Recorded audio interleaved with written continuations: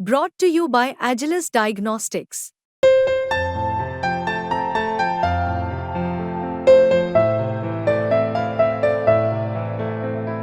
Agilus Diagnostics.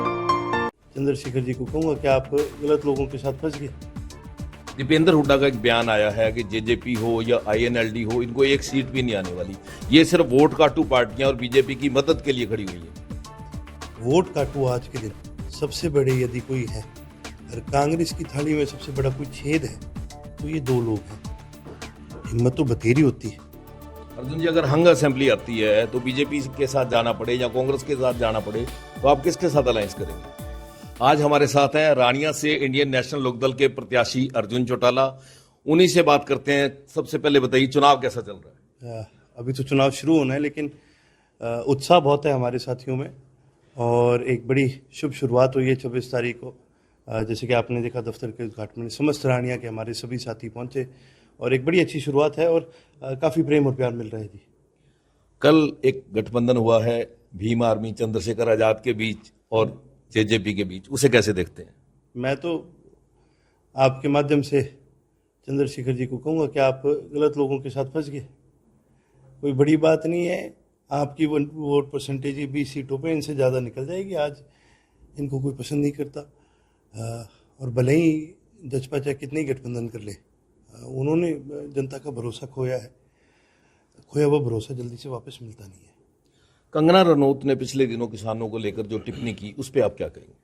देखिए जी, मैं कहूँगा एक सांसद होने के नाते वो क्या बोलते हैं उन चीज़ों पर उनको बहुत सोच विचार करके बोलना चाहिए, बहुत सोच समझ के बोलना चाहिए।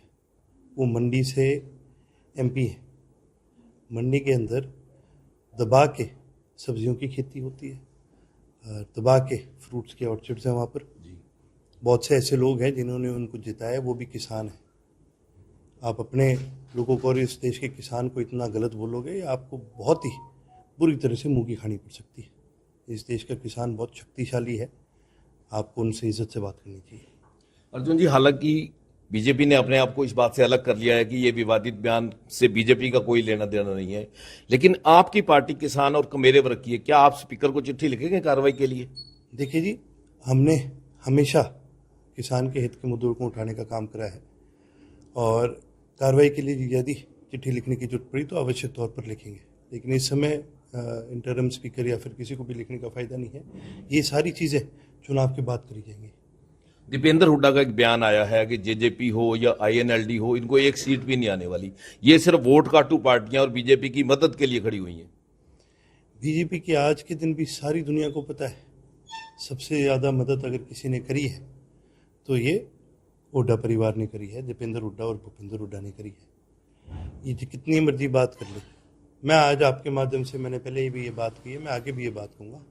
आपके पास 31 विधायक हैं, आप एक सामाजिक आदमी को राज्यसभा भेजने की, एटलीस्ट उसके लिए नॉमिनेट करने के लिए क्षमता रखते हैं, आप करो।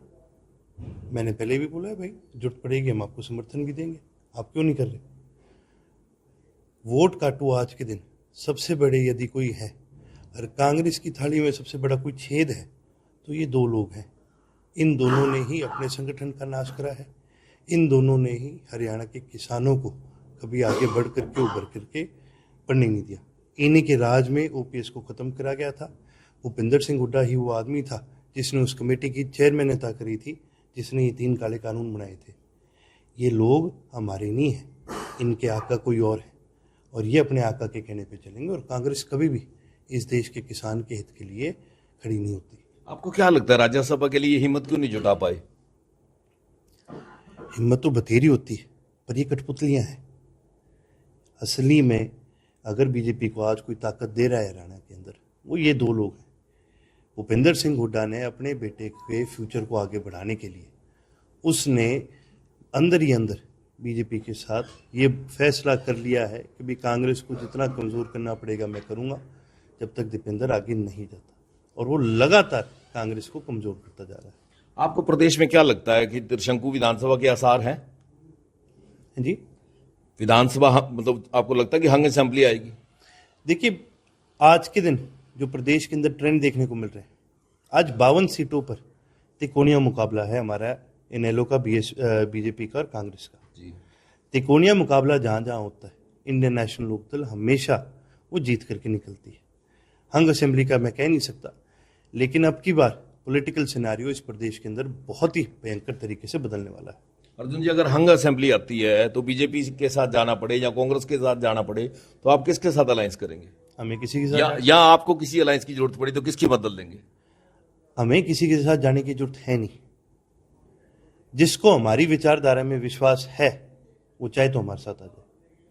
रानिया में अपना मुकाबला किसके साथ देख रहे हैं? देखिए, रानिया में मेरा किसी के साथ मुकाबला नहीं है, क्योंकि हम विचारधारा के लोग हैं। हम जननायक चौधरी देवीलाल जी की विचारधारा के साथ जुड़े हुए हैं, और रानिया में जो लोग हमारे साथ जुड़े हैं वो भी इसी विचारधारा से जुड़े हुए लोग हैं। हमारी एक विचारधारा है, मिलकर के आगे बढ़ने का काम करते हैं। हमें किसी के साथ कोई लड़ाई करने की जरूरत नहीं है। रात एक सूची आई है, उसको अगली सूची कब तक आनी है? हाँ जी, जैसे जैसे चुनाव पास आते रहेंगे ये लिस्टें आती रहेंगी। ये तो देखो जी, पार्टी के जो हमारी कमिटीज़ हैं उन्होंने फैसला करना है। अलग अलग हलकों के कार्यकर्ता, अलग अलग हलकों के हमारे साथी जैसे जैसे नाम आगे भेजते हैं, उस हिसाब से ये एक प्रोसेस है।